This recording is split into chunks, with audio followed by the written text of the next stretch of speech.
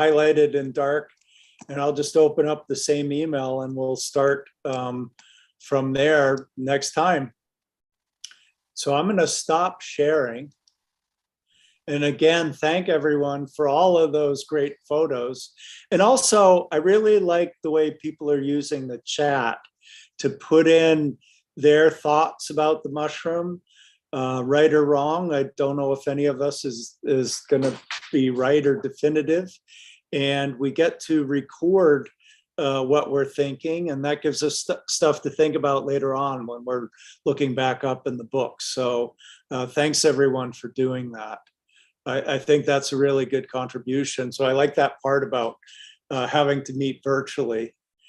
And so I guess we're in the regular meeting now, and that would probably be the first thing that I would mention before I ask any of the other council members to say anything, which is that, you know, as of late, Aaron Thompson has been helping me look for locations. And thank you, Aaron. And, you know, with the recent surge in COVID, Aaron and I have given up on trying to do anything imminently. So we're just hanging in there, but I don't think it's in anyone's best interest to have a close gathering right now. Probably the first person I'll call on tonight would be Vanessa. And I just want to tell everyone before Vanessa says everything that our next council meeting will be discussing how to conduct the fair as safely as possible, with as much distancing as possible.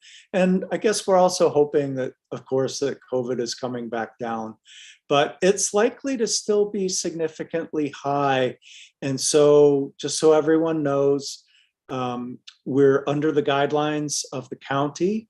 We are under the guidelines of the Arboretum, and plus whatever additional things, if any, that the LAMS Council decides is necessary. And those things would be logistical things like where to move people to eat things like soup. We're not having people walking around with their masks off to eat their soup. They're going to be hopefully outside if it's a nice day. But anyway, I'd like to ask Vanessa to come on and just give us an update with the fair and say whatever she would like to about where we are. Okay, thank you. So yeah, I just wanted to announce our upcoming 38th annual Mushroom Fair. So that's going to be held Sunday, February 13th from 9 a.m. to 4 p.m. And that will be at the LA County Arboretum in Arcadia. And that's going to be free with Arboretum admission. So we don't charge extra for entry to the fair. And then I just wanted to quickly announce that our submissions are still open for the art and photo contest for the fair. So if you have any mushroom art that is two-dimensional, I'll put the email or the submission emails in the chat. But we're taking email submissions for the art contest and the photo contest. So if you have a 2D piece of art, you can email it to the email I'll provide. And then for any mushroom photography, you can also send that to the email I'll provide. And then for the photo contest, I just want to note that we're only asking for SoCal mushrooms.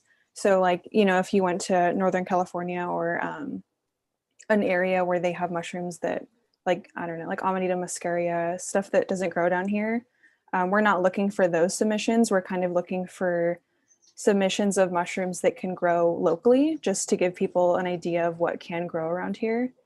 Any submissions, we request that they're SoCal mushrooms, and then it doesn't need to be a recent photo. And we also ask that you don't use Photoshop like super overtly for the photo. Like as long as you can see the actual features of the mushroom, that's what we're looking for. I think that's it. And I'll put the email addresses in the chat. So if you want to submit something, you would send them via email. Oh, and then also, if you want to volunteer at the fair, either the day of or the day before, we are still looking for volunteers. And you can email John, our volunteer coordinator, regarding that. I don't know if John is on right now. Yes, I'll post the link in the chat. Okay, perfect, John. Perfect. Thank you, John. Is there anything else you want to say, John? Only that there's still plenty of positions open. Well, the fair runs on volunteers. So, you may not have seen all that goes on behind the scenes at the fair. But if you have the opportunity to volunteer, the contact person is John Thrope. And did you get your name in the chat there, your contact, John? Go ahead and do that. And so John works closely with Vanessa to make sure everything happens. So thanks again for doing that, John.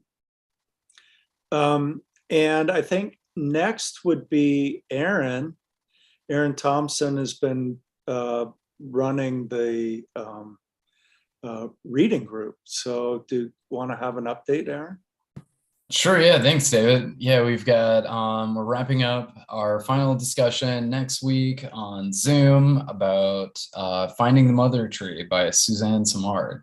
It's been a really great book in our first 2 sessions, so we're reading the last 100 pages for next week's, and I will link the Eventbrite link in the chat. You can RSVP to get the Zoom link. Yeah, it's all about ectomycorrhizal fungi. It's really interesting. Yeah, okay, excellent.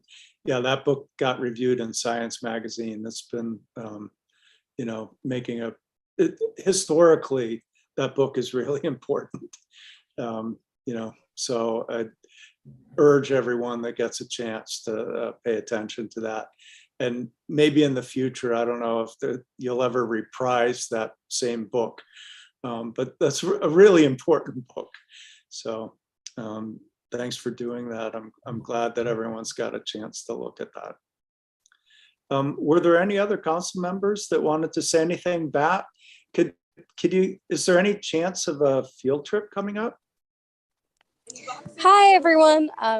Yes, so I originally wanted to plan a foray for last weekend, but I unfortunately got COVID around the holidays, as I know a lot of people did. Oh. So I know it sucks, but I'm okay now and, very negative and back to regular life.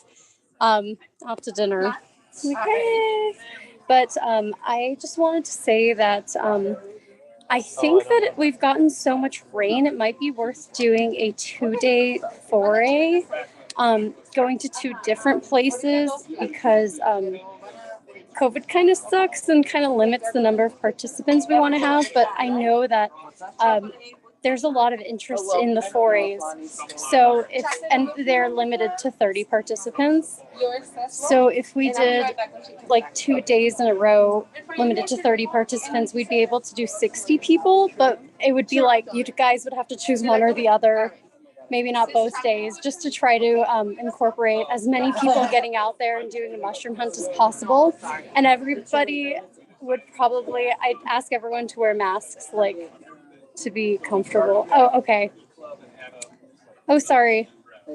I thought Aaron posted that they were reading his book that weekend. Aaron, would those dates coincide? No. 29th and 30th are okay for a 2-day foray. And any council members, you guys are totally invited to come on both dates, because you guys are just a pleasure to have around and really helpful with all the ideas and knowledge you guys have to offer. So well, I hope your energy is back enough to do back-to-back forays. That's really generous of you. I hope you must be feeling strong already. Yes, I just there was so much interest in the last foray we did for the chicken of the woods, and then it was just a dry spell, and then holiday season, and now is the time to go. So I want to get everybody who wants to get out there the chance to get out there. So keep an eye on your emails. I'll send you guys an email about the coming forays. I'll look for some locations if anybody has any suggestions. I'm very open to that. Again, send me an email. My email is on the LAMS site. It's just LAMS Field Trips, and I will also post it in the chat. Anyone's also welcome to send me a message. I am Bat Varday. Hello. Does that sound okay with everybody? Yes. Yes. Yeah. David's nodding yes. Okay. Cool. And yeah, I'd love for you all to send me an email. I'd love to go mushroom hunting with you all. And I'm really excited for this season. That's great. I mean, it finally rained in SoCal. Like today, I did not expect rain today in Woodland Hills. So there was a total surprise, a pleasant one. David, in Topanga, apparently our season total has been 19 inches. That's amazing. It really poured before New Year's Day.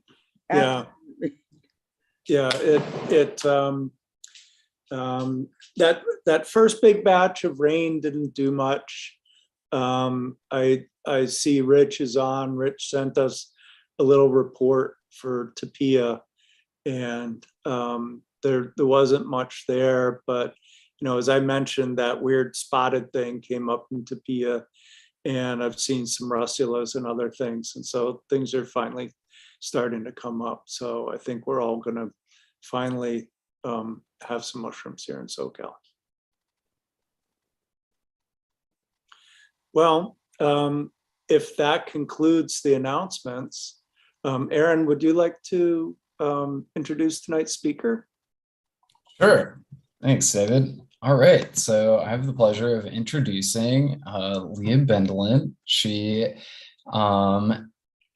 is a enthusiast. Leah Bendlin is a Portland-based mushroom and community science enthusiast. She has been on the Oregon Mycological Society board for several years now and speaks at various mycology gatherings. She leads classes regularly on mushroom identification and walks through various Pacific Northwest organizations. She's also a myco chef, shares a lot of her knowledge online. She's a really great Instagram account I will share with you. I learned how to do microscopy, fungal microscopy from her on her Instagram. Really cool stuff, and a really great photographer that she posts on her handle. So I'll share that with you all. And I will, and her talk will be on slime mold. So I'll hand it over to Leah. Hi. Hello, everyone. Thank you so much for having me. I'm coming to you from Portland, Oregon, and we don't have a lot of mushrooms happening right now because we got some freezing days and stuff. So I'm jealous of you all being in your kind of full swing mushroom time. Really like to visit sometime soon, but COVID makes that hard. And actually, I'm talking to you about something tonight that totally isn't a mushroom, but it is something that people who are into mushrooms often will see out in their forays looking for mushrooms. And really, the only people who tend to pay any attention to slime molds tend to be people who are also into mushrooms. And we'll talk more about why they might have been mistaken for mushrooms as well. So I'm going to share my screen here.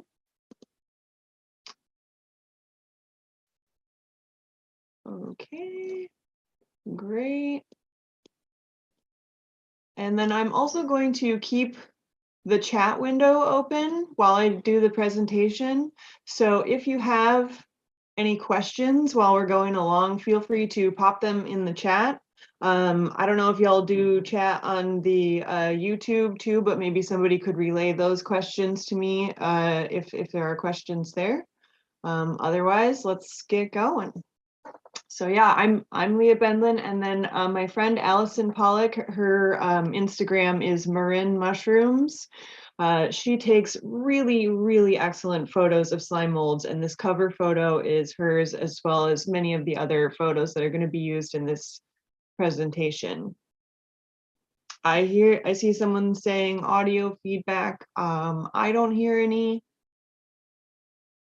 If you need me to do anything, please put it in the chat. Okay. Thank you, Kate, for relaying YouTube questions. All right. Okay, so first things first, I want to tell you about a few things that are not slime molds. So I think 7-ish years ago, I started to become interested in slime molds, and I decided that a good way to learn more about them would be to start a Facebook group for it. And at the time, I thought that maybe only like a couple people that I knew from Instagram might join. And at this point, there are 30,000 people in the group. Which is great because we see tons of variety of slime molds. I've learned so much from all of these people. But most of the people who are in the group are complete newbies to slime molds, and most people in the world, if they've ever heard of slime molds at all, are also complete newbies to slime molds. So here are a lot of the things we see pop up in that forum that are not slime molds. So ladybug eggs look kind of similar, about the same size. I did smoosh one kind of testing to see if it was a slime mold, and then later learned it was ladybug eggs and felt bad about it. Although usually smooshing can be a good diagnostic feature. This thing on the top right is called slime flux. When you have trees that have been cut down fairly recently, and then they go through a overwintering, and then in the spring, they will start pushing sap back up through the tree. That leaky, sugary sap gets colonized by bacteria and yeasty things, and it forms this mat. Like if you've ever made kombucha, you get like a SCOBY, and it's that gooey mat of stuff. This is kind of like a SCOBY, but for leaking out of trees. So it is slimy, but it is not slime mold. It is bacteria and fungi. And then lower left is a jelly fungus. This one is called Dacromyces chrysospermus. It is a bit bigger than most slime molds are, and even though it's kind of slimy and gelatinous, it's also firmer than most slime molds are. So if you give it a poke, it will just kind of squish back at you. It doesn't totally collapse. Whereas if you poke slime molds, they are either going to totally squish under your hand if they're in a liquidy sort of state, or if they're in a powdery state, they will just crumble completely. And then this thing in the middle here, middle bottom, is just actual fungal mold, and so is the one that's on the lower right, two different kinds of fungal molds. So unfortunately, slime molds contain the word mold, and that is confusing for a lot of people because the mold is also a fungus, but these are not closely related whatsoever to fungi. Okay, it's also not tick eggs. This is a personal pet peeve. People will put slime mold sometimes into these mushroom forums on Facebook and whatnot, and then there will be some reactionary person being like, it's tick eggs, burn it with fire. But tick eggs are really, really, really small. So if you see right here, we have, this is what an adult tick looks like. And then I've superimposed that picture to scale with a slime mold, an actual slime mold in the background. And obviously, if these were the eggs of this creature, there's no way that they could fit all in there. So the size, the scale is all wrong. And basically, if you are not a tick biologist, you probably will never, ever, ever see tick eggs. And here's another thing that goes around as a meme about tick eggs. This also is not tick eggs, and it's not a slime mold. It's probably some amphibian eggs. So if you see this thing, just know that basically every picture that you see with someone online saying it's tick eggs, it isn't. Okay, so what are they? As I said before, they are not fungi, although at times in the past they have been classified as such, because the slime molds do have reproductive structures that are kind of similar to mushrooms in that they reproduce with spores and that they are attached to a single place. They have bright colors. They're attached to a single place, at least when they are in the fruiting stage, but more about that later. They have bright colors, they don't photosynthesize, so they're not like plants. But it turns out when you get down to the nitty gritty, they are not closely related to fungi.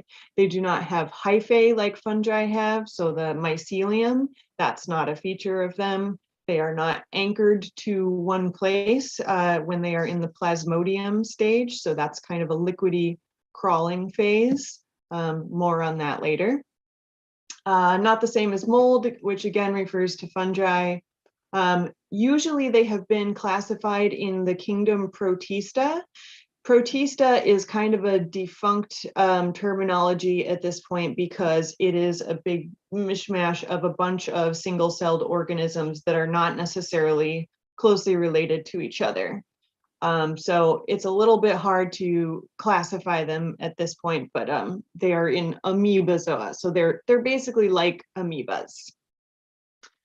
They're organisms that can live freely as single cells. And this is like less sciencey here. They're just generally these tiny things that start out real slimy. They eat stuff, bacteria mostly, and then they go through very huge transformations in color and shape and turn into these tiny and really interesting, beautiful spore-bearing structures. So here's where they are within the kingdom of life. This is a bit of an older diagram, but you get kind of the general idea out of it here. They're over here in Eukarya. So eukaryotes are more or less cells with a nucleus, things that have cells with a nucleus. So they are not that close to fungi or plants or animals. They're off here by themselves. And then here is going to be a more recent diagram, and this is just the eukaryotes, so the cells with the nucleus.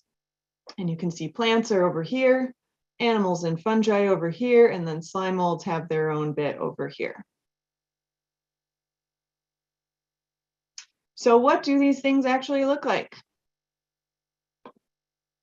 Here is a time lapse of some Sporangia development, so the fruiting structures of the slime mold, taken over 11 hours.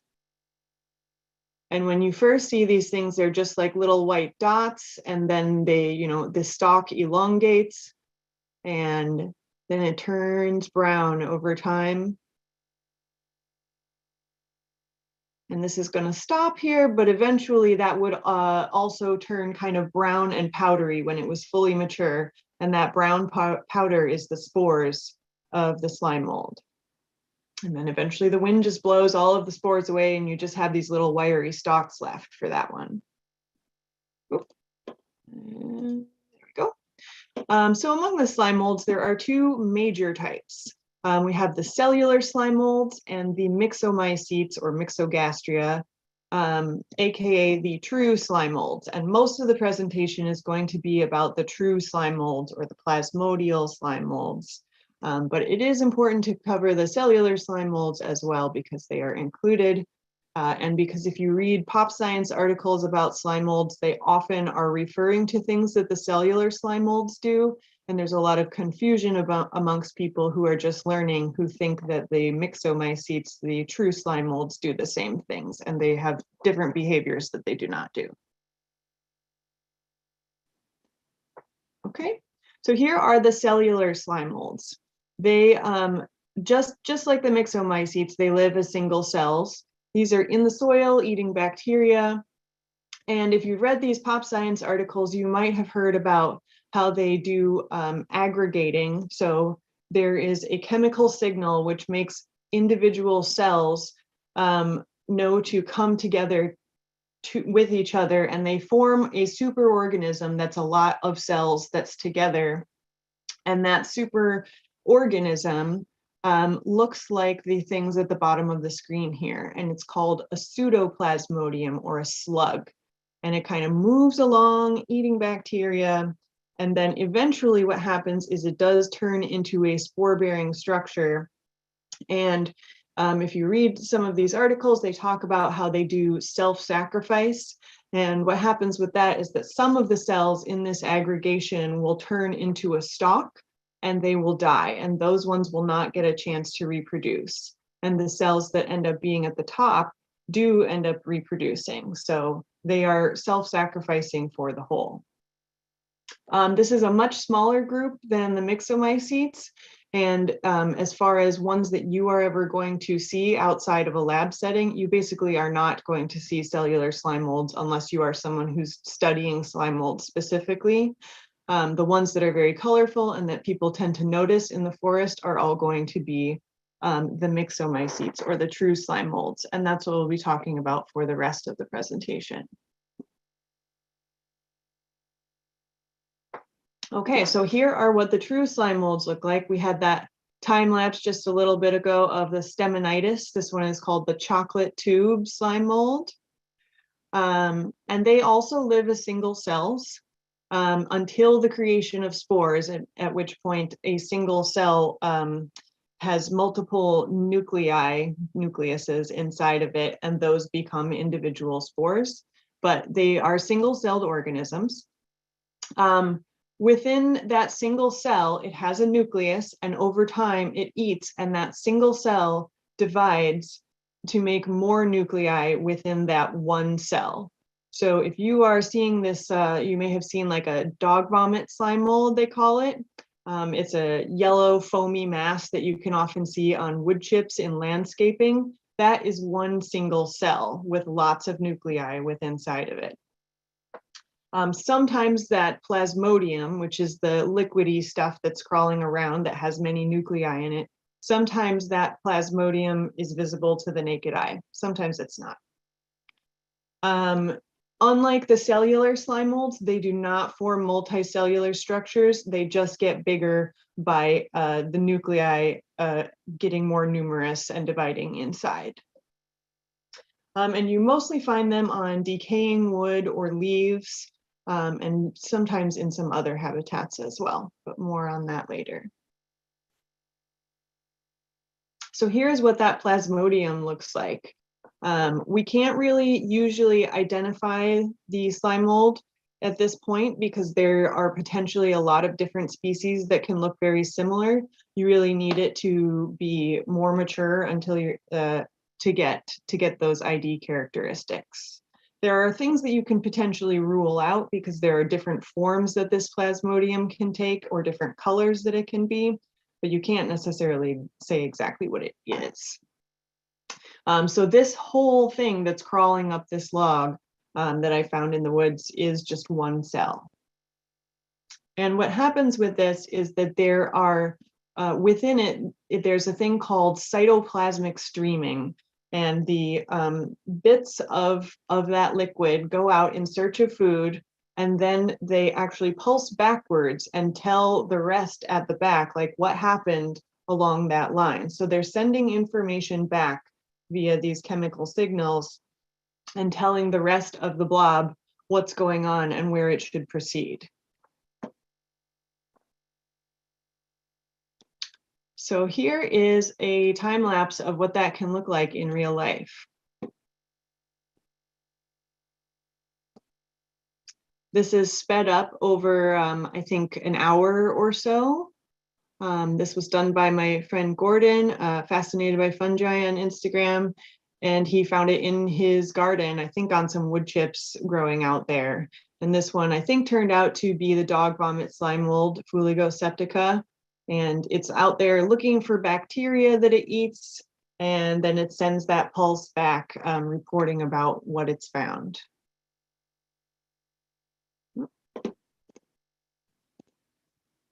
Okay, so what are they eating when they're doing that pulsing? They are mostly eating bacteria.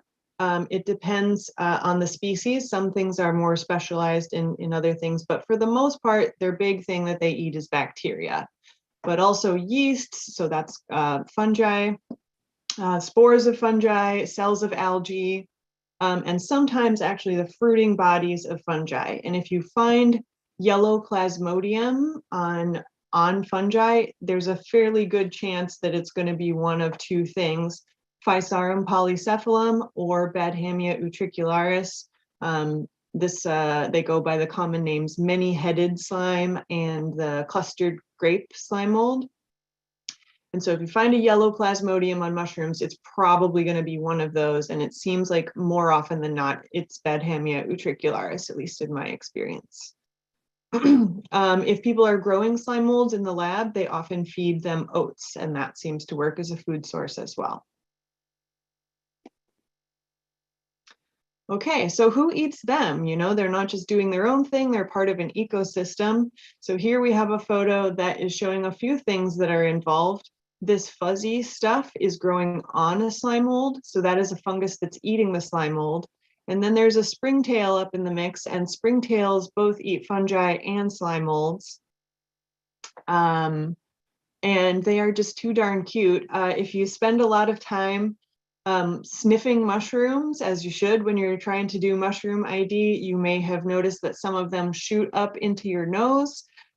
These little bugs have a little kind of spring thing on their butt, and as they get disturbed, they will just sproing right off, and sometimes they shoot you in the nose, and it's harmless, but if you get really close, they are very cute. Slugs also, I didn't read anything about that, but I saw a slug eating it, so it must be true. Here's another type of fungus that grows specifically on slime molds, specifically in the order Trichiales, and it's called Polycephalomyces tomentosus. I love to think about and learn about the what all of the little bits of these words mean so you can understand them better. So this one is poly, so that's many, and ceph is head, and myces is mushroom. So this is many-headed mushroom, and tomentosus is like kind of fuzzy. So you can see all of that happening on top of this slime mold.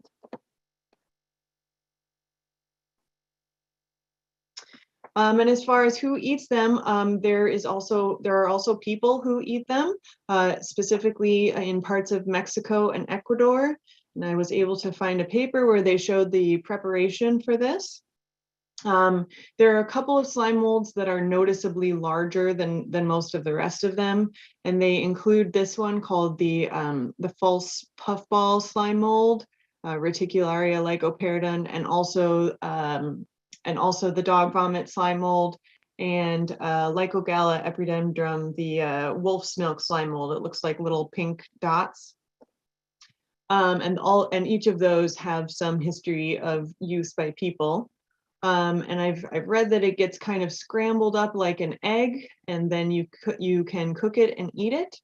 I have tasted the dog vomit slime mold raw, and I thought it was pretty gross. It kind of tasted like rotting leaves, but apparently if you cook it, maybe it's a little bit better. However, I would not recommend eating them, regardless of the flavor, because the dog vomit slime mold can concentrate very high levels of zinc, and that is toxic for the human body. So it's probably not a good idea to do that. Okay, and are they harmful? So this thing on the left here is a movie poster from the movie The Blob. Some people might remember that one. It's this like big crawling thing that engulfs stuff inside of it, and that's very similar to what a slime mold does, but as far as I know, they don't have any taste for human flesh yet. So not harmful to humans.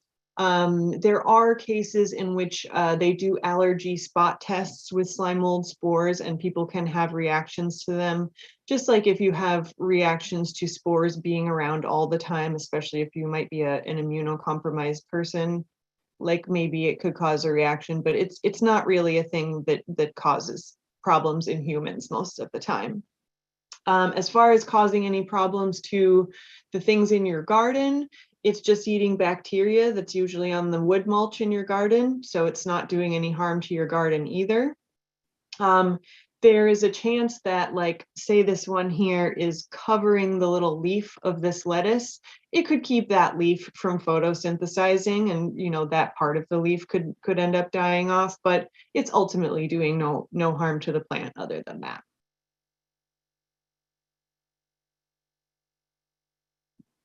Okay, so slime molds have been found on every continent. At this point, there is over 1,000 species known. I started learning about them from reading a book that was called, what's it called? Myxomycetes, A Handbook of Slime Molds, and I'll show the cover for that later on. And at that point, it listed that there were, I think, 700 known. And I was like, 700, I can probably get to know 700 species. And now there are 1,000, so that's a bit more. So I'm not sure about it. A lot of them are cosmopolitan, meaning that they grow all over the world in a lot of different places. And then there are other ones that have more specialized habitats that are not necessarily going to be found everywhere. Like they might be found only in the tropics, or they might be found only in places that have snow melt in the mountains. But generally speaking, you can find them on decomposing logs or twigs or plant material, anywhere that there's going to be a lot of bacteria and at least a little bit of moisture. So here are the iNaturalist figures for Myxomycetes worldwide. So you can see that there are observations all over here, and it mostly just corresponds to where there's some water and where there are people making observations, where there's some trees and stuff. So they're all over the place. Worldwide, there's a bit of a spike in the summer, or late spring, early summer, and also a bit in fall. So it can be related probably to moisture. They do seem to like a little bit of sun to come out. My guess is because then they're not getting rained on all the time and getting washed away, but I don't know for sure exactly what makes them want to be around at certain times. I know that I don't really see them much in the winter when it's quite freezing, and I don't see them as much in places that are really, really dry all the time. Like they have to have some kind of like woody material usually for the bacteria to be present and some moisture in that wood. But I see a lot of them in the summer when there isn't that much moisture otherwise. Okay, and this is in Oregon, so that's where I'm coming to you from. And you see that it mostly corresponds to kind of the wetter side where there's more trees here.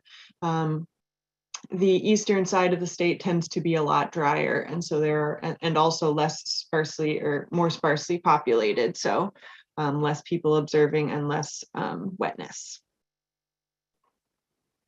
So if you are interested in finding them, here are some tips. First of all, they're very, very, very small. So it's not necessarily something that everybody is going to be appreciating. But if you're out and you're out mushroom hunting anyway, and you're really interested in just finding what's around you, maybe you're not finding that many mushrooms that day, it's great to just look closer at things in the woods and maybe make some discoveries. So it's really good to start looking around on logs. That's where I find a lot of them. Also leaf litter. I have a log pile in my backyard of just random logs that I have brought home.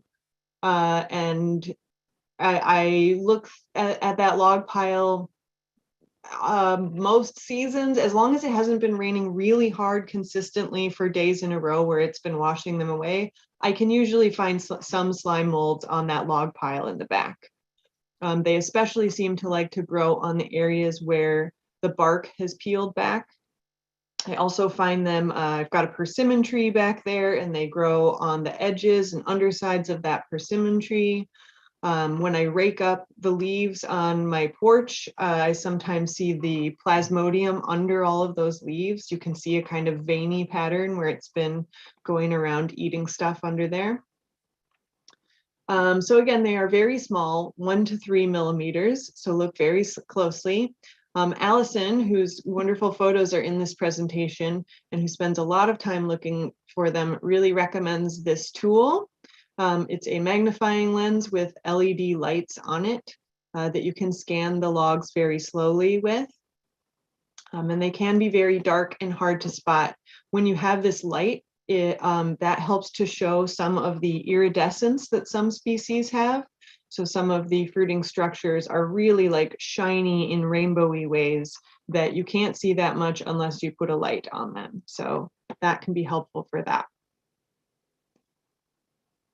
So here's to give you a little sense of scale, this is Lycogala epidendrum, or the wolf's milk slime mold.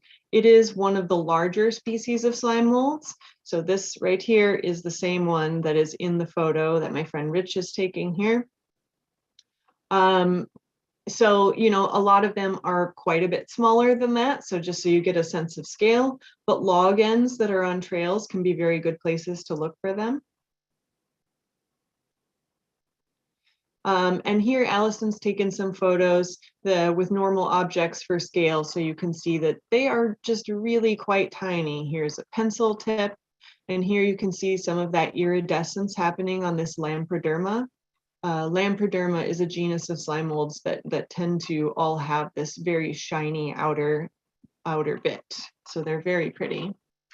Here's one I definitely see in the backyard on the bottoms and sides of those leaves, Didymium squamulosum. It's very common on leaf litter. And I am looking at the questions here, and I see Kenneth G on YouTube asks, can slime mold be grown on agar like mycelium? So my understanding is that you have to give it another food source, like you put oats on the agar, but I think that that's true. I don't know that it just eats the agar, but we will talk a little bit more about that towards the end of the presentation. And Allison takes all of these super wonderful photos, but I also want people to know that without any fancy camera equipment, you can still participate in finding these. I just take pictures most of the time with my cell phone. I do have a macro lens that I have put on my cell phone, and that really helps. But at this point, I was cleaning up a wetland area that's near my house, and I found this bottle, and I was just going to take it home because it's the good thing to do. And I started looking at it, and I was like, oh, what are these little things? And I immediately felt rewarded because I was like, oh, it's a slime mold. And I got a little tiny ray of sun coming, and I could tell that it was iridescent as well. And then I got my macro lens on my camera, and I found this. So it's this beautiful, like shining purpley color. And some of them are more gold, depending on the light that you put them in. And it's called Lamprederma scintillans, which is a very like shiny iridescent species. Okay, here's another shot of some very small ones. This is Physarum citrinum and Badhamia utricularis. Remember, we talked about this a little bit already. If you find a yellowish Plasmodium that's crawling on fungi, there's a very good chance that it will turn out to be this. So if you do see yellowish Plasmodium on fungi, make sure and look all around the fungi where it is. Look on the underside of the log, because you might end up seeing some of these fruiting structures underneath where you can't necessarily see right away without poking around. Okay, so let's talk about the slime mold life cycle for a bit, these mysterious creatures. So far we've mostly noticed the Plasmodium and then the fruiting structures here. So we're going to start up at the top where the fruiting structures are. Each one of these has thousands of spores inside, and the spores fall and they open up. And they have these bits called swarm cells or myxoamoebae that come out of here. The swarm cells are the ones right over to the right here that have a little flagellum on it. So the thing that comes out of here can either turn into a swarm cell or a myxoamoeba. That just means the myxoamoeba just doesn't have a flagellum. And it seems like whether or not it turns into one or the other depends on how much water is in the environment where it lands.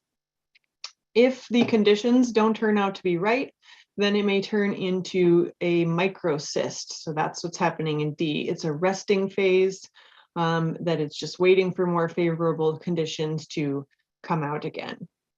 If the conditions are favorable and it's not forming a microcyst, then it will go into E. And what is happening here is that compatible individuals are mating. So you have two cells that find a compatible mating type, and they end up joining together. And then the nuclei inside of them fuse, and they form a single cell that has both of the parent materials. As it grows and it eats food, bacteria mostly, those nuclei inside will divide and become more numerous within that single one cell. So this is that slimy crawling stage. If at this point conditions become unfavorable, it will turn into a sclerotium. So that's what's happening right here.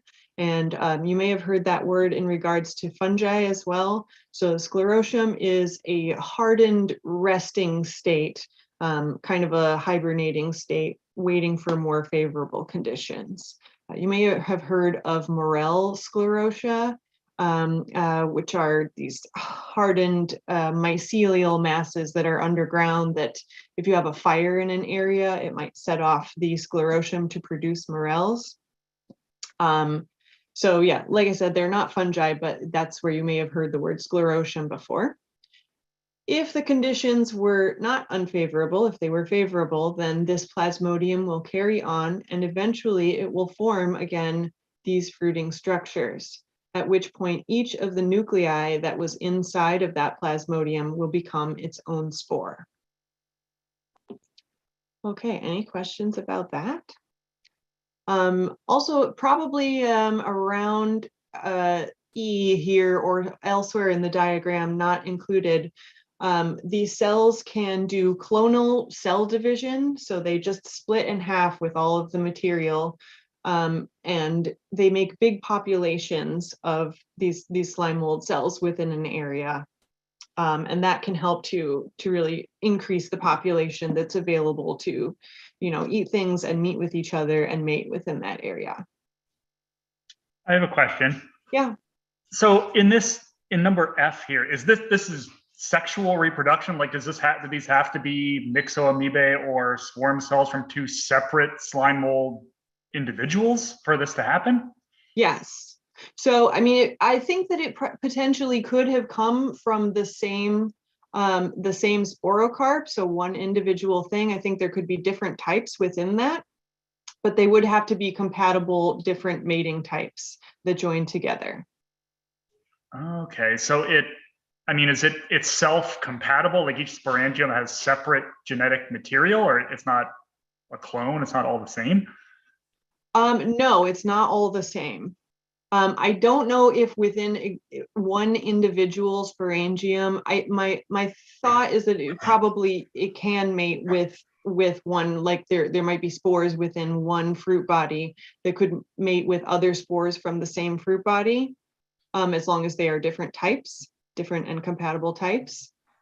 But don't quote me on that. It maybe needs some different fruiting body. And there are cases in which there are apomixed, which means that they do not do sexual reproduction. They just do clonal reproduction, and all stages are diploid, if you're familiar with what that means. Wow, okay. So even though it's one cell, even the actual, I don't know, okay, I need to think about that for a sec. Yeah, so at the time that each of these spores, so inside each one of these little balls at the top, there's a lot of different spores, and between K and L, each of those spores has turned into its own individual cell. So there are a lot of cells inside of here that are now making new things. Does that make sense? Yeah, it's fascinating. Thank you. You're welcome.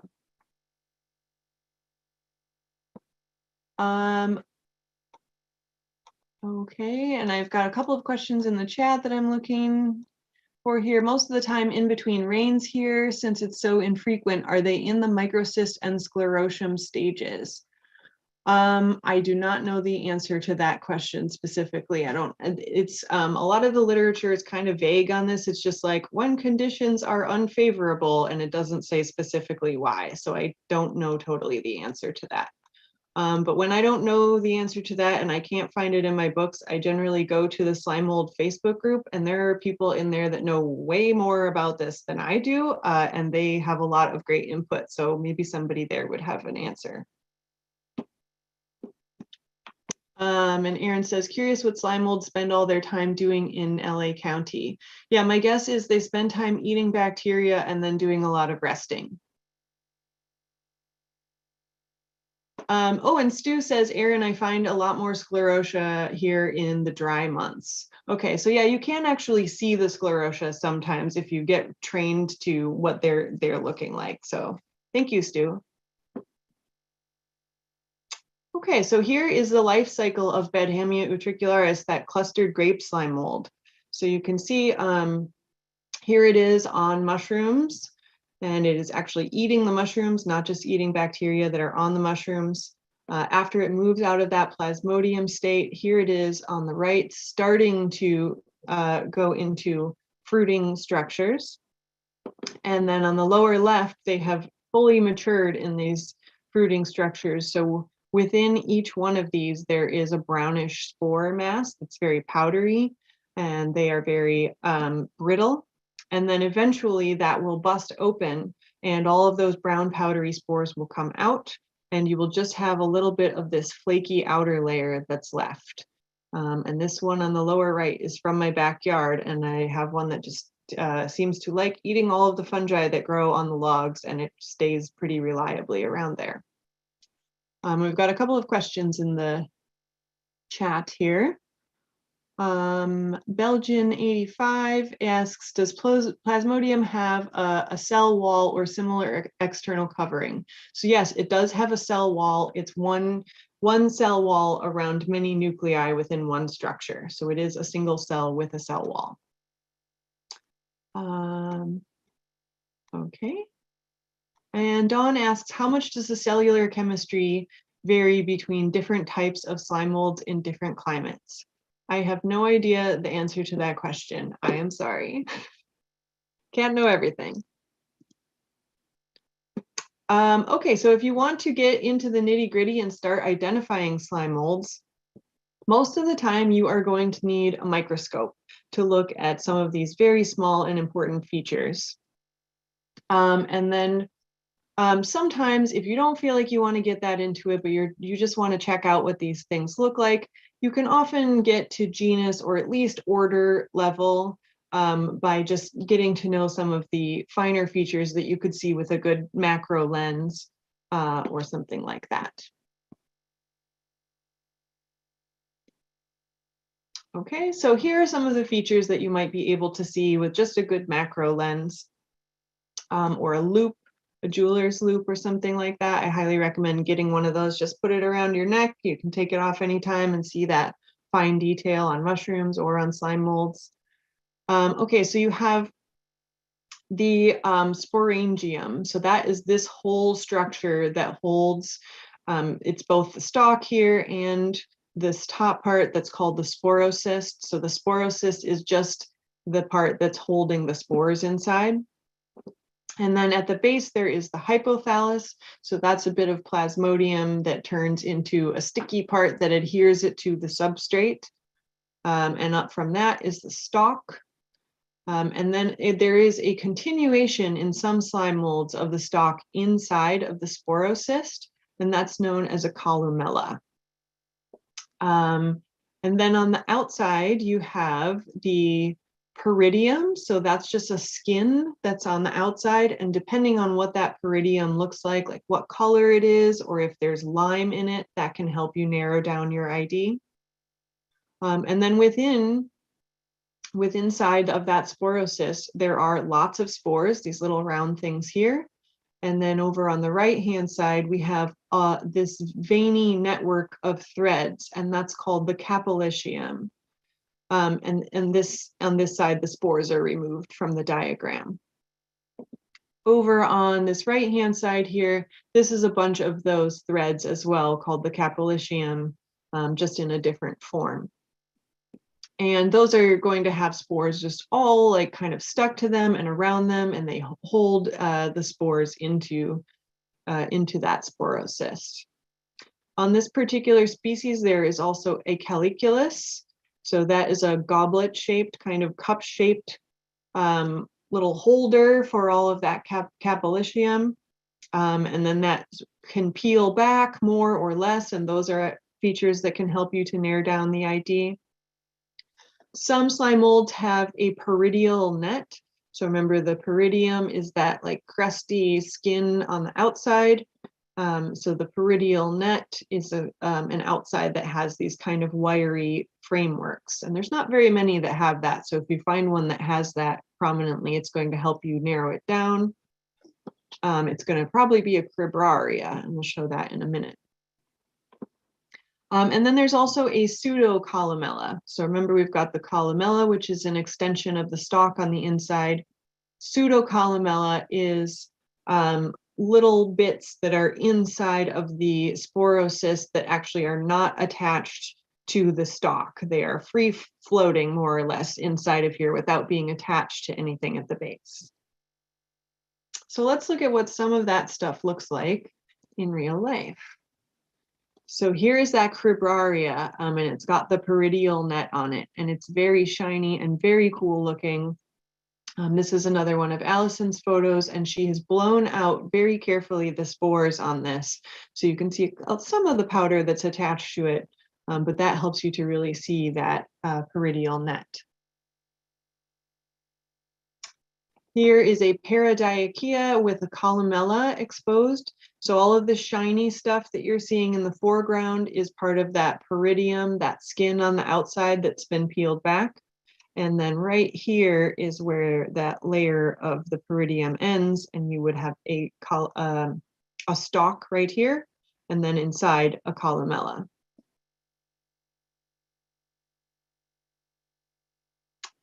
And here is a basal columella. So in this case, the slime mold doesn't have a stalk on it. It just has this little thickening that's in the center. So it's just a little dot of tissue that's different than the rest of it. And you can see there's these threads as well, the capillicium that you're seeing in other species. Here's another one that was found in my backyard. My girlfriend B found this one on some leaves, and we were both very thrilled to find this because I had only seen it in photos before. And it looks like these little goblets. And here you see what that pseudocolumella can look like in real life. There are just these little nodes of lime that are on the inside, but they're not attached to the stalk at the base. And I see Dawn is asking, are slime molds closer to animals, plants, or fungi?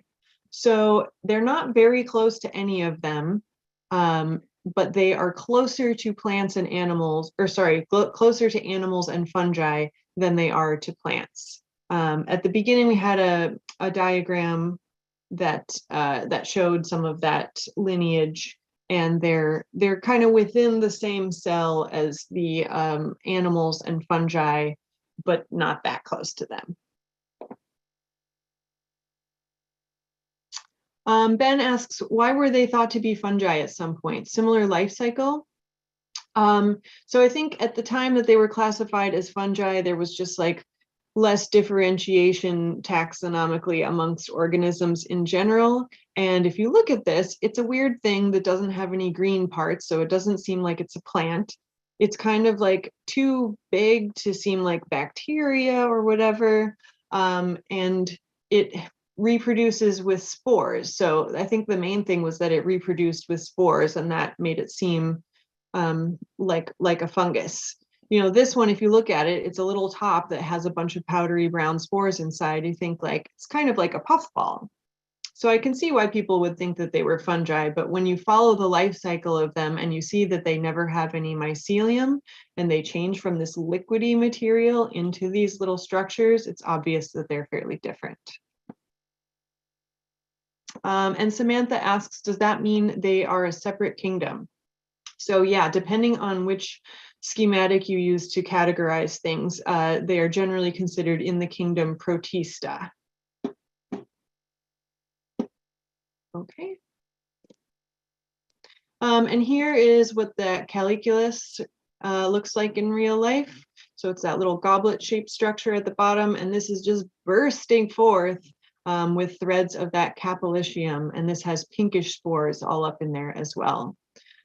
This is closely related in the same genus as one that's called the cotton candy slime mold that looks very similar to this. And you see it looks like cotton candy. Most slime molds are not well known enough by people to have common names, but this is one of the exceptions. Okay, here's the dog vomit slime mold. So if you have mulch in your yard, you might see the dog vomit slime mold growing on that mulch, eating bacteria on that mulch. And its fruiting structure is called an ethelium, which is just a cushion-shaped structure with a bunch of spores inside, that it's not very differentiated inside. And then there's the raspberry slime mold, Tubifera ferruginosa. It has it's what's called a pseudoethelium. So it's kind of a cushion-shaped structure, but really it's like individual sporangia that are packed together, making a cushion-like structure rather than our previous one, which is all connected on the inside. And this one is called the white finger slime mold, or Serratio mixta fruticulosa. And unlike most of the ones that we've seen so far, the spores on this are born on the outside rather than on the inside of the structure. This one actually isn't within the class Myxomycetes. It's in the Protosteliomycetes, so it's not as closely related as the other ones, but it is still considered a plasmodial slime mold. And this one you can see like big white slimy crawling stuff. The plasmodium can be fairly obvious before it's even made fruiting structures. And at least where I usually find slime molds in Oregon, it tends to be one of the most common species that I encounter at certain times of the year, usually around June or so. This one is called the pretzel slime mold because it looks like, you know, like a Bavarian or German pretzel. And you can see right here where it has busted open and those yellowish spores are coming out. And the form of this one is called a plasmodiocarp. And the plasmodiocarp holds the shape of the plasmodium. So it was this veiny searching thing, and then it kind of just freezes in place and then develops inside to make those powdery spores. Okay, so if you decide that you want to get really into it and you want to start identifying these things microscopically, and you have a microscope, you will be looking at a couple of features like the shape and texture of the spores. Most of the spores are generally kind of round, but there are pretty important differences in the textures and the size of the spores. You're looking for the presence or absence of lime crystals, and if the lime crystals are present, if they are more round or if they're more crystal shaped. If there is a columella in it, what the shape of that is like. And those threads, the capillicium, if they're branchy, if they're folding, how dense they are, and other details about them. So let's look at what some of those things look like. So here is a species that I see quite a lot, Trichia decipiens, and you can pretty much recognize this one visually without doing the microscopy, although there are a couple of species that end up looking pretty similar, so it is good to just verify. But the Trichiales, that order of slime molds, have these spiraling bands on the capillicium, so you see all of these spiraling around here. And this particular one has really long, tapered, pointy ends, and that's characteristic for it. And on each of these spores, you see little fine warts on that, and that is also characteristic for that species. Okay, so here's that cotton candy slime mold. Looks like cotton candy. It's fairly easy to just see like this pink fluffy mask, and you can be like, all right, that's an Archaea or a Syria, depending on how you want to pronounce it. Sometimes it's not as easy to just say exactly which species you have, because you have to look at the shape of the caliculus, that cup-shaped thing at the base. And then you also will have to look at microscopic characters, such as the sparse warts on these spores. I can't really even see them very well here. And this is what Eukaryotes in general kind of look like with the capillicium under the microscope. It's just these little hashes on the threads, and they're kind of rings that go around. Here is Mucilago crustacea, also known as the dog sick slime mold, not to be confused with the dog vomit slime mold. This one stays kind of whitish. And you can see here are those lime crystals, and here they're very like crystal looking. Remember I talked about how the lime crystals can be different shapes.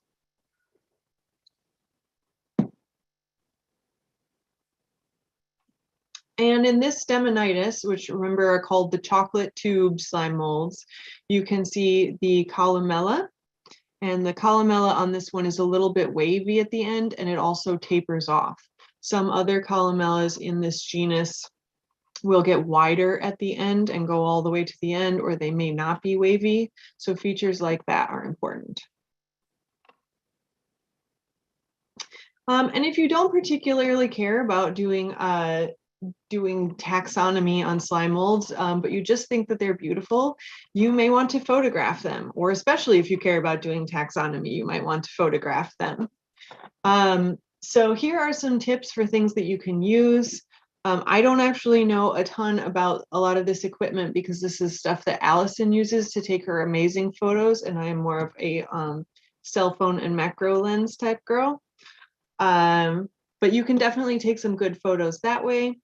If you are interested in getting some of this camera equipment that allows you to take these amazing photos, you may want to take a shot of this, and I can share it with you later too if you're more interested in it.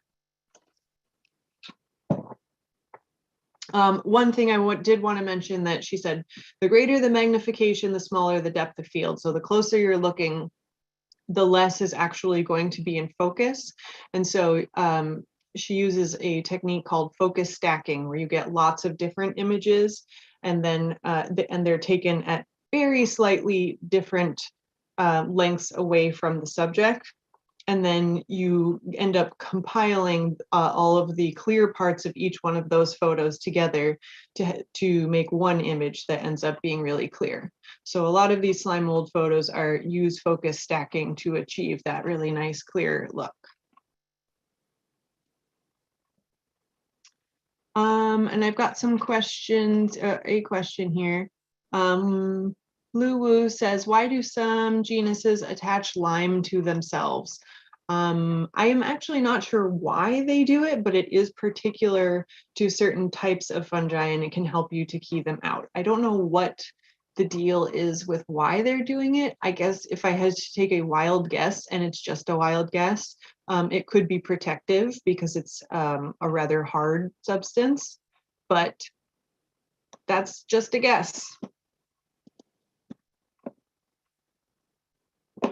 Okay, and you may want to grow or keep your own slime molds. So you may go out and find a Plasmodium out in the woods, and you're like, gosh, what is that? I have heard that I can only key this out if I have the fruiting structures, and you can't necessarily come back there. You can take that Plasmodium and a bit of what it's growing on and take it home and try and get it to fruit at home.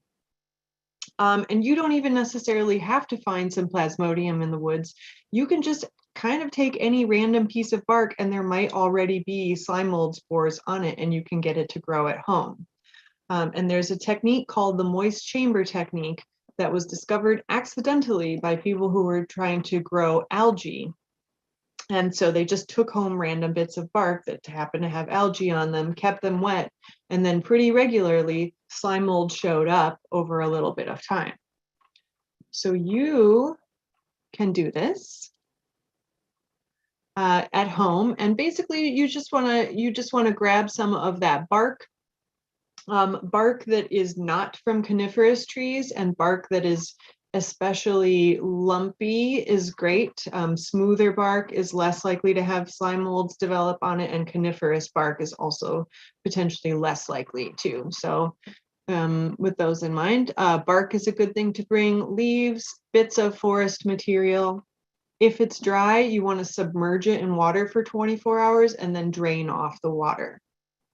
And then you put it into a Petri dish. And then you also have moistened towels in the Petri dish to just keep that sample moist. And if you have it for a while, you may also spray it with water to keep it moist over time. And you may see slime mold show up within just a couple of days. It could be up to 2 to 3 months, so you can be patient. There are people on the slime mold group who have year-round slimariums that they keep outside or indoors to just see what pops up. And once you have them, you can feed them oats. Depending on what the conditions are like, they can potentially get moldy, because remember, there are fungi that will eat slime molds. So if you're trying to keep them for a while, you might want to pinch off that moldy bit and get rid of that so it doesn't spread. Looks like we have a question. Someone on YouTube asks, what is the fastest crawling slime mold? I am not sure if anyone knows the answer to that, but some of them can crawl pretty fast. Like you can take a picture of the Plasmodium in one place and then walk the trail and then come back and then take another picture and it's in a different place. So as far as I know, there's not really any of them that move so quickly that you can usually see it with the naked eye. But if you documented it small step by small step over time, you could be able to see it doing that pulsing and moving. By the time that you see the Plasmodium, if you can go back to a place for a couple of days or so, sometimes the entire transformation of them happens within 24 hours. So it's pretty quick. So here's an example of what some of these moist chambers look like. So here she's soaking these bark and needle samples in water, and then they will be drained off and put onto a wet paper towel. And the Plasmodium is crawling out of this bark.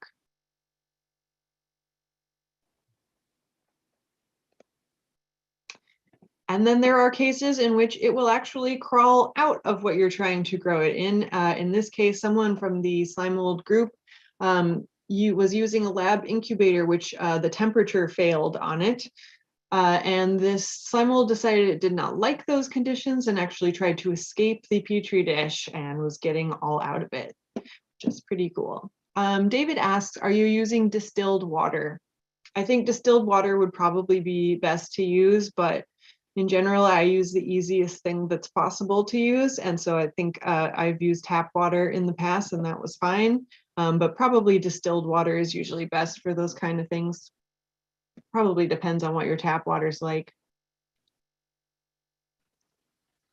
So once you have these things in your house and you've been growing them, maybe you can do experiments. So people are doing these cool lab experiments, and they mostly do them with Physarum polycephalum. That's like the famous lab species.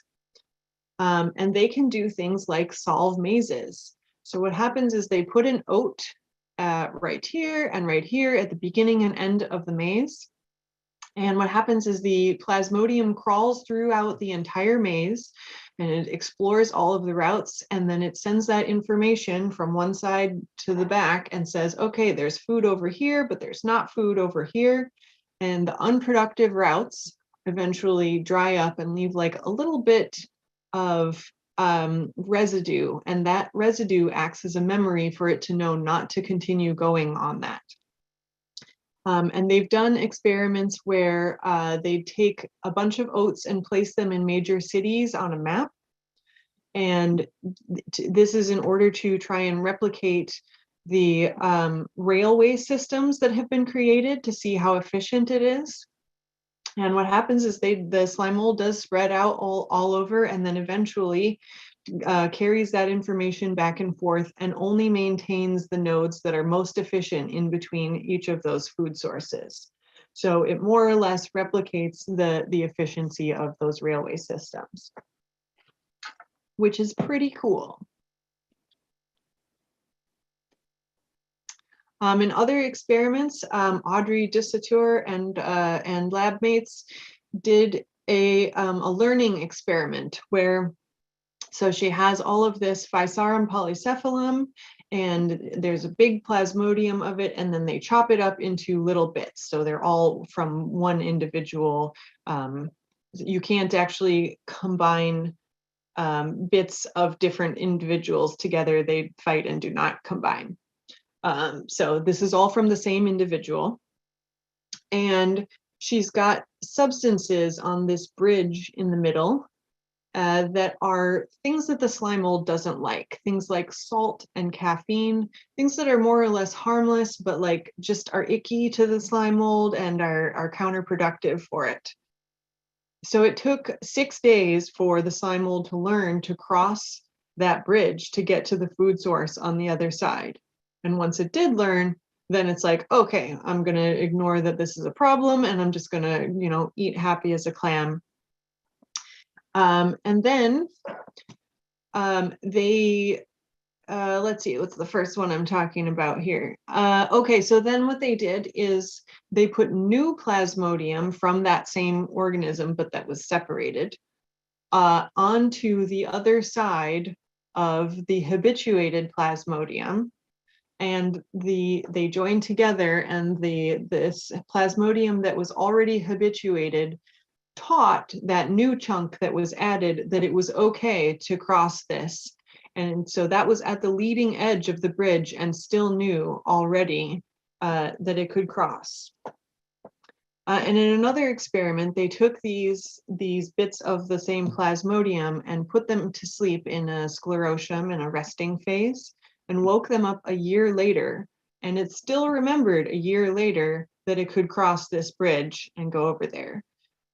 If the control group of slime molds had not been taught that behavior and had been in this resting phase for a year, and those ones died. So they can learn, teach, and remember for at least a year, maybe more, which is pretty cool. And if you want to do some of these experiments on your own, you can take these home and grow them. And my friend Sydney is always doing something cool, and he took some home and exposed it to UV light. And it turns out they really don't like UV light. So this is the Plasmodium just retreating into nothingness from this UV light. So who knows what else they do? You could figure this out on your own.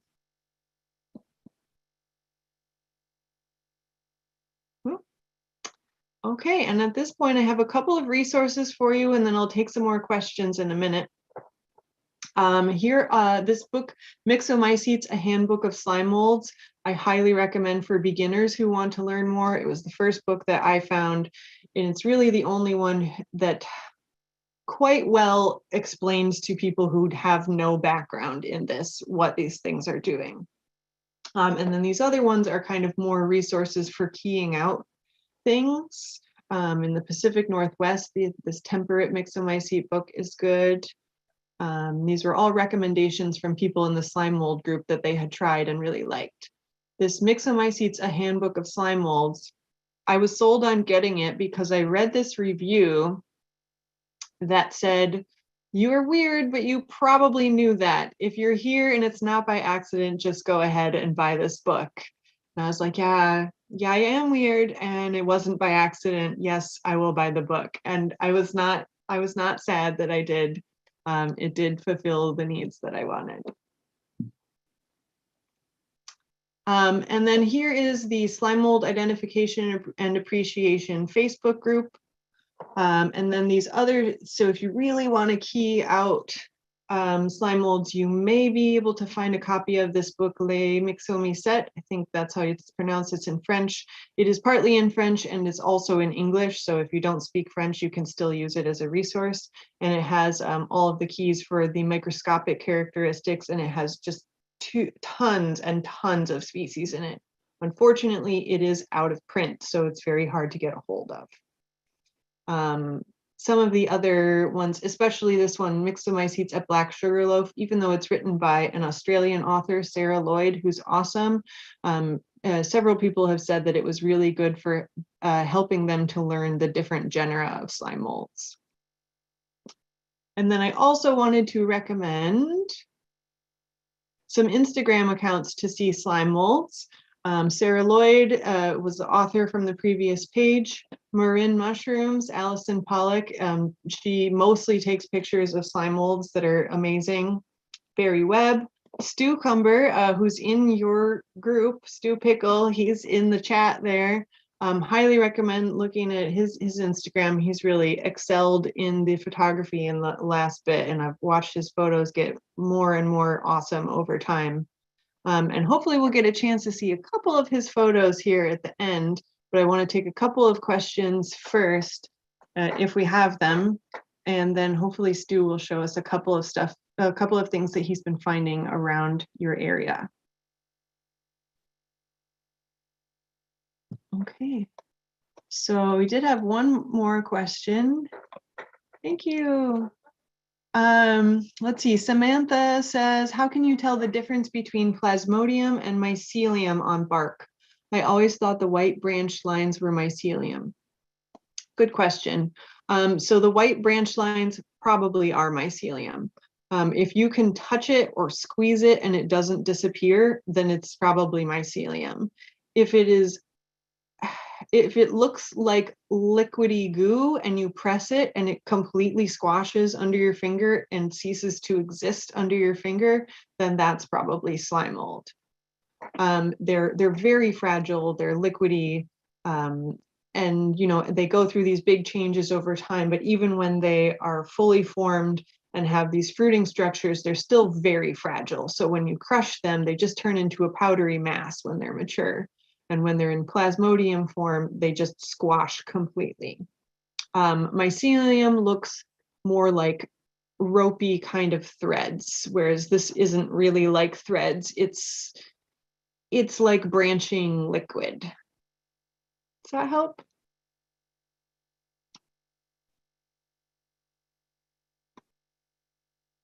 Cool. Okay, any other questions?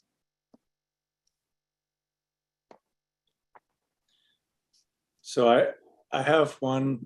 What made you want to try the dog vomit slime mold without cooking it?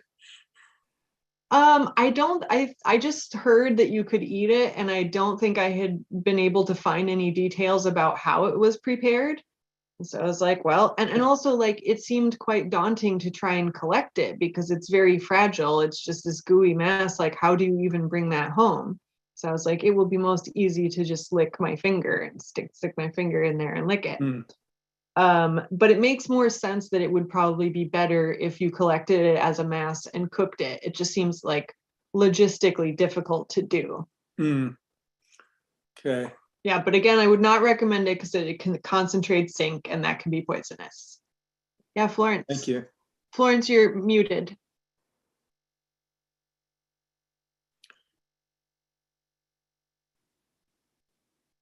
Okay. Still muted, Florence. All right. So I'm glad you mentioned that it can absorb zinc. Do you know what else, if there are other heavy metals or other compounds that it's been known to absorb? I think that I remember someone else saying that there were other heavy metals as well, but I don't remember what they might be offhand. So yeah, plenty of good reasons not to eat it. Okay. I mean, it could possibly be a good bioremediation tool. I doubt it because it's mainly eating bacteria. So Okay. It's not really breaking down, fungi would be a much better choice because they're specifically like eating more complicated things, Right. eating and breaking things down more. Mm-hmm. But if you do put a bunch of, fungi and wood stuff in there to do bioremediation, you'll probably end up with slime molds anyway. Now, its preference for bacteria, does it have a preference for certain species or is it kind of a generalist? I don't totally know the answer to that question. Most of the resources that I have found just say bacteria, which makes me think that there isn't a particular thing because I've never seen any reference to particular bacteria. Okay, that would be interesting to. Okay, we've got a couple of questions in the chat. Stu asks, what's my favorite slime mold? Very hard to choose one. I will just say one, but I'm not going to say it's my ultimate favorite. Diachea leucopodia is very cool. It has a white stalk on it, and it has a very shiny oblong top that's incredibly iridescent and very distinctive. It's one that you definitely don't need microscopy to figure out because it's so obvious and very beautiful. And I've actually never seen it in person and would love to at some point. Oh, the Hemitrichia serpula, the pretzel slime mold, also seems really, really cool. I've seen it once in person, but it was really underwhelming because it was not like, it didn't really look like the photos. It was just a much smaller, barely branched thing, but I was like, I know it's that. Got a couple of other questions. Tiffany says, oh, that's not a question, but thank you, Tiffany. Uncle Don says, are any mutually beneficial relationships of slime molds with other forest dwellers like mycorrhiza known? Not that I know of. I mean, it's certainly beneficial relationships in that there are things that eat slime molds. And so they're looking for them as a food source, and slime molds eat things. So they're, you know, happy that the bacteria is there. I don't know about mutually beneficial, but I wouldn't be surprised. Dakota asks, are there any bioluminescent slime molds? I don't know about any bioluminescent slime molds, but there are plenty of them that are fluorescent. So you can use UV light to get reactions from them. I have spent some time in California digging through the redwood duff, and there's a yellowish plasmodium that seems to be all over the redwood duff. And if you shine a UV light on it, it turns a bright pink. It's very cool. So yeah, try that. Ooh, and Stu says y'all have tons of Diachea in April. Come see. I would love to. That sounds great. Hopefully COVID will be a little bit less, then maybe I would love to.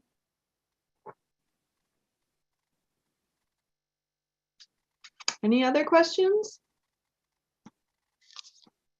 Did you say Stu had some pictures he wanted to share? Stu, do you want to share your screen with us? And if anybody has any more questions, they can think about them while you show us some of the things you've been finding in the LA area. Sure, let me try to bring it up. Yay. Stu, I have to say, I was out the first time I went with Stu and we found slime molds, and like to see the arc of like how his slime mold photos have progressed, and to see like to learn about the things that he is finding about species and where they grow in the canyons. Stu, I don't know if you want to elaborate on that. It's been so inspiring and so much fun to watch. Yeah. They're gorgeous and they're all over like LA County and the mountains there. So it's definitely worth a trip out. That's what I love about them, is they're all over the place. And you don't need as much rain in LA. Slime molds, when there's no mushrooms, you can find them in the middle of August. So it's kind of a consolation prize when there's no mushrooms. Let me try to share my screen. So I thought it would be fun to show some slime molds that I've found in the area.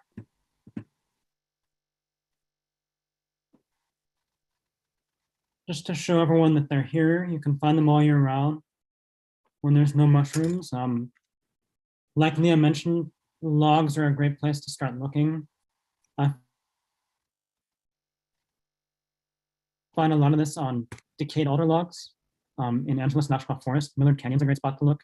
Eaton Canyon, the Gabrielino Trail. So this is probably Trichia decipiens, just last month. It's about 1.5 millimeters tall.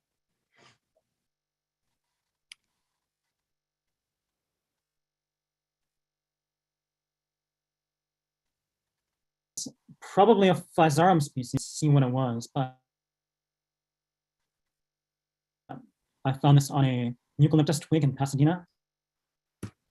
Also a Physarum species in Pasadena. This is Crabraria. You can find this a lot right now. It's all over the place on decaying alder logs in Angeles National Forest, especially. A Comatrica with some little cup fungi in the background. I think this is on a Baylor log, also in Angeles National Forest. And a similar species. This one's actually quite tall. It's almost a centimeter tall, so it's easier to spot. Trichia decipiens. This is a common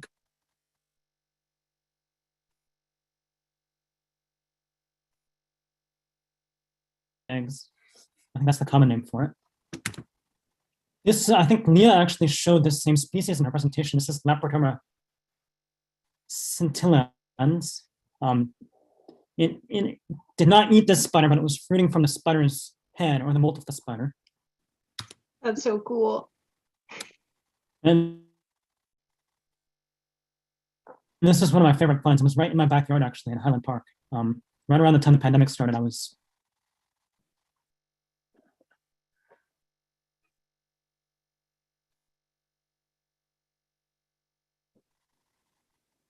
This is one of our most common species here, about 2 millimeters tall, Staminatopsis typhina, and they have this you can find these all year round if you look on logs and creeks, and they're quite easy to spot. They look almost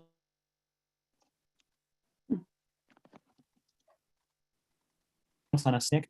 They're pink at some stage. And then this is, I think, what Leah said her favorite is. This is Diachia leucopodius. So, Kate, I think you found What? Did you say I found this? this the first time I saw it when we were Oh, in Miller that's Canyon. fun. I think so. Oh, and I found this wasn't the same time, but I found this in the exact same spot about a year later. I wonder if it's the same. Leah, do you know if it's the same that grows every year? Like, would it be the same body, or does it? Probably not. It probably has made spores and then gone through cycles since then, but it would, maybe it didn't go very far. Yeah, for sure. Cool. But as Stu was saying, that he finds the sclerotia, it could potentially be the same one. Yeah, super interesting.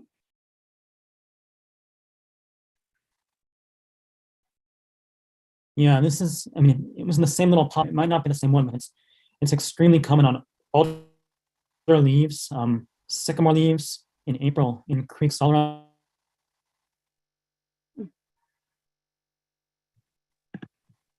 So it's got that beautiful blue iridescent peridium, and it just pops off everywhere in the spring. So yeah, just to show that they're everywhere. As Leah mentioned, anywhere there's water, you can find them around LA. The dry months, August, September. So just get out there and start looking if you're interested. Well, maybe you Thank could you, lead a Stu. field trip on that sometime. Yeah, I'd be happy to join for Yeah, think Hooray. about that. show some of my favorite spots. to find Especially these. since one of the interesting things you're saying is that you're finding them in the months where we're not finding mushrooms. And so that'd be a nice extension for a lot of the members. Mm-hmm. That's what I love about it. I used to live in Portland, like Leah, and that's where I first got into mushrooms. And when I moved here, I didn't think you could find many. They're everywhere. Well, that's really great. And your photos really are superior And quality. it's kind of So satisfying. In a so thank you for sharing Thank you. those. That's really nice. And yeah, I think we should thank Leah again for a really great presentation, really Thanks for letting inspiring me share. and interesting. Thank you. So Thank you. do we have your contact? I'm guessing there might be some more questions for you after tonight's session. Yeah, so probably the best way to reach me would be through Instagram. And Instagram, I'll drop it into the chat. My Instagram is at Leah Mycelia with an underscore in between. Leah Mycelia, there it is. Or if you use Facebook, to just go to the slime mold group, and whatever questions you have can probably be answered by someone there. Yeah, and feel free to DM me on Instagram. That would be an easy way to get in touch if you would like. My email is also leahbendlin@gmail.com. I'm happy to answer questions as long as I have a little time to check through emails. All right, well, I'd like to thank you again for a really great talk. Thank you for having me. So much fun. Really, really great. Yeah, and I'm really glad that I'm able to share this love of something weird and tiny with more people, because when I was first starting to learn about this, there were no such presentations, and I know of one other person who's ever made one in the world so far that's like aimed at beginners. So hopefully lots more and more people will get to know them over time and share that love, and more people will get to know. I think that's thank really you great. for being there. Yeah, well, thank you again so much. You're welcome. Okay. Bravo. Thanks, everyone. Thank you. Thank you, Leah. You're welcome. Thanks again. Okay. I think see a we're lot of headed out fun. then. Yeah, more Can I thanks ask in one the last chat question? for you. Okay. Oh, wait, was there a question? Yes. Okay. What's up? How long have these species of slime mold been in a fairly stable form? Has it been, how quickly are they changing in their forms evolutionarily? Oh, I have no idea. But I bet that there's someone on the slime mold group on Facebook who maybe would be able to answer that for you.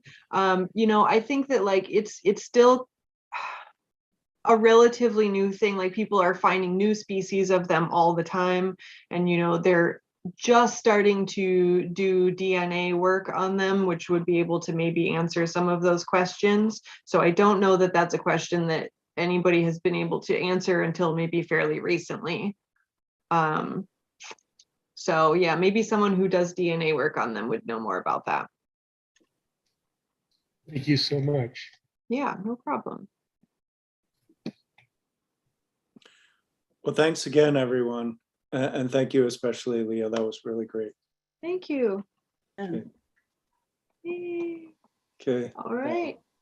If there's Night. nothing else, I think I'll head out then. Okay. Okay. Take care. All right. Thanks See you again. again sometime. Bye-bye. Bye now. Bye-bye.